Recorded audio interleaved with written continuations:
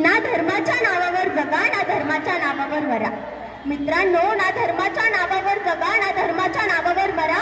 माणुसकी धर्म या देशाचा, फक्त देशासाठीच जगा, फक्त देशासाठीच जगा. दिन हा भाग्याचा, स्वातंत्र्य दिनाचा. दिन हा भाग्याचा, स्वातंत्र्य दिनाचा. चला तर मग साजरी करूया क्षण हा सौख्याचा, क्षण हा सौख्याचा. सन्माननीय व्यासपीठ, वंदनीय गुरुजनवर्ग आणि माझ्या प्रिय मित्रमैत्रिणींनो, तुम्हा सर्वांना माझे मनपूर्वक वंदन. माझे नाव कल्याणी संजय माळी. माझ्या शाळेचे नाव लोकनेते यशवंतराव चव्हाण विद्यानिकेतन क्रमांक 6. मित्रांनो, आपल्या सर्वांना माहिती आहे की प्रत्येक वर्षी 15 ऑगस्ट रोजी आपण किती अभिमानाने स्वातंत्र्य दिन साजरा करतो.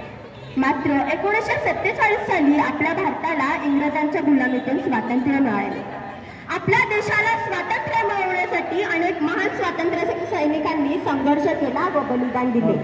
नेताजी सुभाषचंद्र बोस, सरदार पटेल, महात्मा गांधी, लोकमान्य टिळक, शहीद भगतसिंग आणि इतर अनेकांनी आपल्या भारताच्या स्वातंत्र्याचा इतिहास महत्त्वपूर्ण भूमिका बजावली.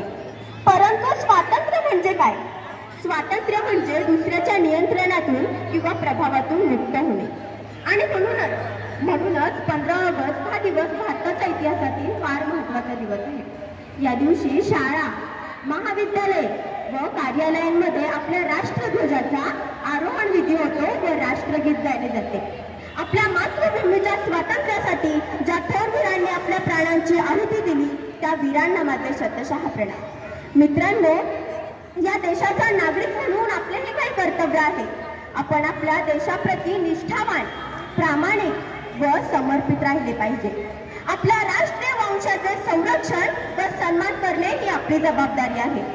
चला तर एकत्र येऊन आपला देश अधिक चांगला, स्वच्छ व शक्तिशाली करूया. जाता जाता एवढंच बोलते की स्वातंत्र्य वीरांना करूया शतशः प्रणाम, ज्यांच्या निस्वार्थ भावनेने भारत बनला महान. स्वातंत्र्य वीरांना करूया शतशः प्रणाम, ज्यांच्या निस्वार्थ भावनेने भारत बनला महान. भारताच्या इतिहासातील जो दिवस अमर झाला, 15 ऑगस्टला आपला भारत स्वतंत्र झाला. 15 ऑगस्टला आपला भारत स्वतंत्र झाला. धन्यवाद. जय